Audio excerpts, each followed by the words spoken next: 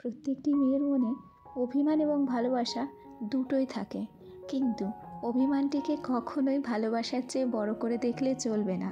তাই প্রতিটি স্বামীরই উচিত স্ত্রীর সমস্ত অভিমান ভালোবেসে ভাঙানো। নমস্কার বন্ধুরা, কেমন আছো সবাই? আশা করছি সবাই খুব ভালো আছো, আর আমরাও ভালো আছি। রিমি সুজিত কাপল ব্লগের আরও একটি নতুন ভিডিওতে তোমাদের সবাইকে অনেক অনেক স্বাগত জানিয়ে আজকের ভিডিওটি শুরু করছি।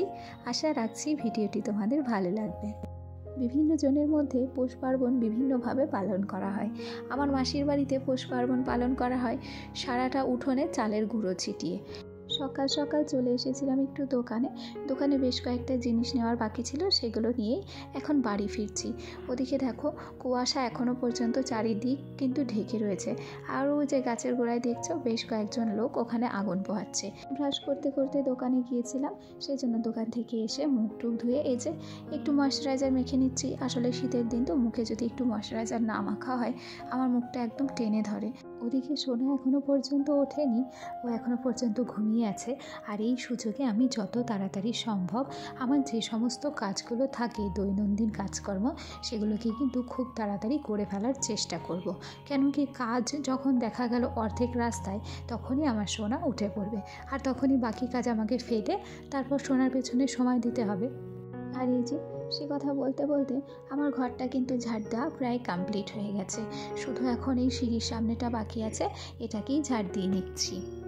তবে আজকে আকাশের অবস্থা একদম শোচনীয়। মনে তো হচ্ছে না যে আজকে একটু হলেও সূর্যের দেখা পাবো, কিংবা একটু হলেও রোদ পাবো। এই যে দেখো, এখন প্রায় 9টা বাজতে গেল, কিন্তু আকাশে পুরো মেঘ হয়ে রয়েছে।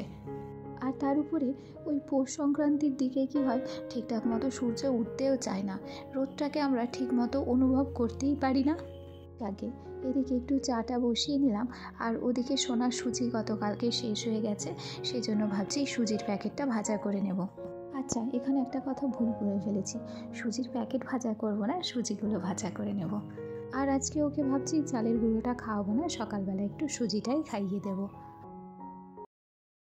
যাকে ওদিকে তোমাদের সাথে গল্প করতে করতে এই যে চাটা হয়ে গেছে, সেটাকে একটু ছেঁকে নিচ্ছি। আর সুজিটা প্রায় হয়েই গেছে, আর একটুখানি হওয়া বাকি আছে। সুজিটা হলে সেটাকে বন্ধ করে নেব। গতদিনকে যেই বেকারি বিস্কুটওয়ালা এসেছিল, তার কাছ থেকে এই টোস্ট বিস্কুটের প্যাকেটগুলো নেওয়া হয়েছিল। বেশ কয়েকটা শেষ হয়ে গেছে, তবে এই প্যাকেটটা এখনও রয়েছে। আর এই যে আমি এখানে 1 কাপ চাও নিয়ে নিয়েছি, সাথে নিয়ে নিয়েছি 2টো বিস্কুট। তবে আজকে আর বসে খাওয়ার সময় নেই, আজকে এখানে দাঁড়িয়ে দাঁড়িয়ে চা খেয়েছি। আর এই যে তোমাদের সাথে গল্প করতে করতে শোনার জন্য সুজিটাও কিন্তু রান্না করে নিয়েছি। তবে আজকে আর সুজিতে দুধ দিইনি, কেন কি বলো, এখনও পর্যন্ত আমাদের দুধ দিয়ে যায়নি। যাই হোক, ইতিমধ্যে অতিবাহিত হয়েছে বেশ কিছুক্ষণ। সোনা উঠেছে, সোনাকে হাত মুখ ধুইয়ে দিয়ে খাইয়ে নিয়েছি। ওকে খাইয়ে পাঠিয়ে দিয়েছি আমার কাকার বাড়ি। আর সেই সুযোগে এই যে বিছানাটাকে সুন্দর করে গুছিয়ে নিয়েছি। আমার প্রতিদিনের নিত্য নৈমিত্তিক কাজের মধ্যে বিছানা গোছানোটাও একটা কাজ। আমি সেই জন্য প্রতিটা দিনই বিছানা গোছানোটা হয়তো তোমাদের সাথে শেয়ার করে থাকি। তবে আজকে কি একটা জিনিস লক্ষ্য করেছো? আজকে কি পরিবর্তন হয়েছে? আজকে বালিশের কভারগুলো সমস্তটা পরিবর্তন করেছি। ওই বালিশের কভারগুলো একটু নোংরা হয়েছিল, সেই জন্য সেগুলোকে কাচতে দিয়েছি, আর নতুন বালিশের কভারগুলো পরিয়ে নিয়েছি। ওদিকে বিছানা গোছানোর সময় হাত গিয়েছিল ওই মিনি শোকেসটার দিকে। শোকেসটায় যাচ্ছে তাই পরিমাণে ধুলো পড়েছে, সেই জন্য যে বালিশের কভারগুলো কাচবো বলে খুলে রেখেছিলাম, সেটা দিয়েই হালকা পাতলা করে এই শোকেসটাকে একটু ডাস্টিং করে নেব। আসলে এই শোকেসটার পিছনে ওই যে জানলাটা দেখছো, ওই জানলার সাইড দিয়েই রাস্তা, এবং আমার এই খাটের সামনেটা দিয়েও একটা রাস্তা রয়েছে, আর ওখানেও একটা জানালা রয়েছে। ওই রাস্তা দিয়ে যত পরিমাণে ধুলো সমস্তটাই ঘরে ঢোকে, আর 2 দিন পরে পরে এগুলো কিন্তু নোংরা হয়, ধুলো পড়ে আর কি। আর সেগুলোকে এখন আমি কি করি, অল্প অল্প থাকতে একটু ঝেড়ে মুছে নিই।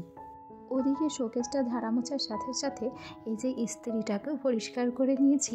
তবে ফ্যানটা তো একটা পলিথিন দিয়ে ঢাকা রয়েছে, সেই জন্য ওটাকে বার করে আর ঝাড়লাম না। আর আমার পিছনে দেখতে পাচ্ছ আলনাটাও আজকে গোছানো রয়েছে, সেই জন্য নতুন করে আলনাটাকে আর গোছাবো না।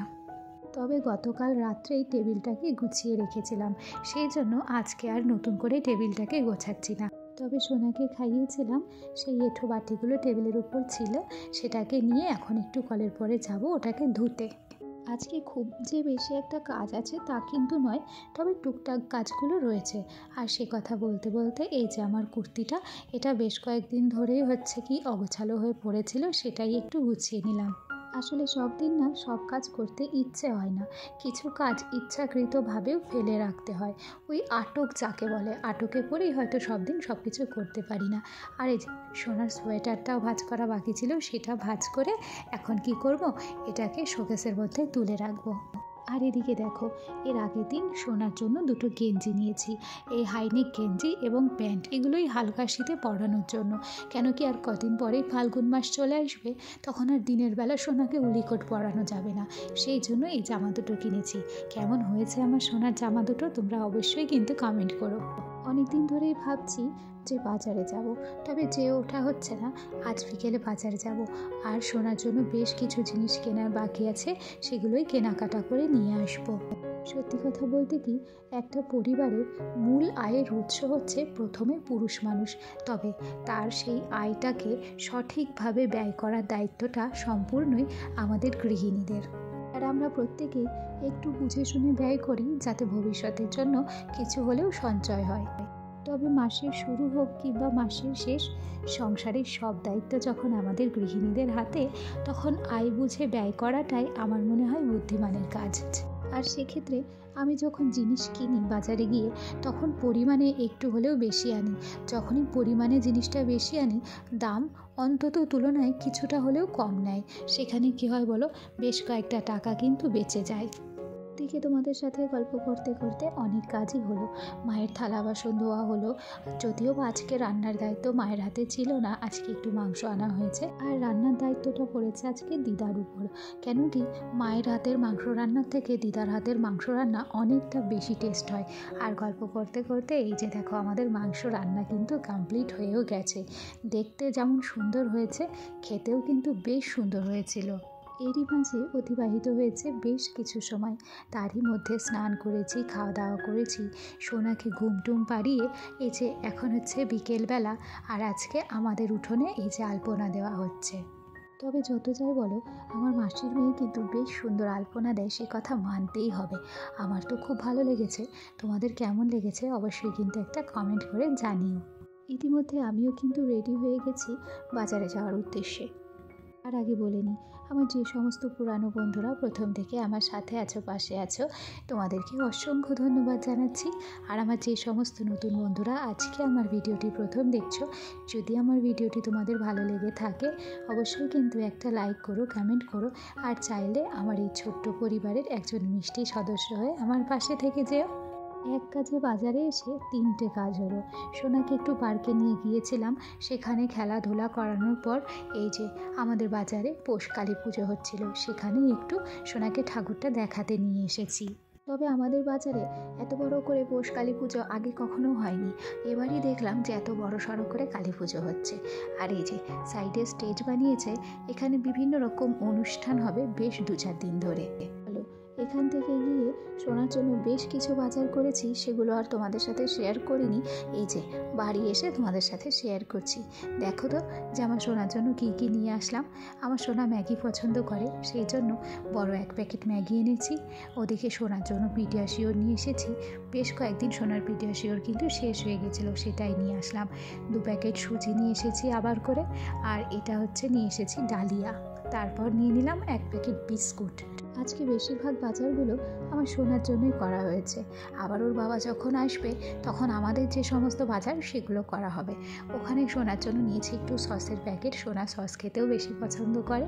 নিয়েছি 2 প্যাকেট ক্যাডবেরি, খুব বেশি ক্যাডবেরি নিইনি, কেন কি যদি আমাদের ফ্রিজ থাকতো তাহলে একেবারে বেশি করে ক্যাডবেরি এনে ফ্রিজের মধ্যে স্টোর করে রাখতে পারতাম। আর এই যে সবশেষে আমার জন্য ল্যাকমির blush and glow strawberry face ওয়াশটা নিয়েছি। এই ছিল আজকে আমার সারাদিনের গল্প। আজকের ভিডিওটা তাহলে এখানেই শেষ করছি। আগামীকাল আবার নতুন একটা ভিডিও নিয়ে তোমাদের সামনে হাজির হয়ে যাব। টাটা।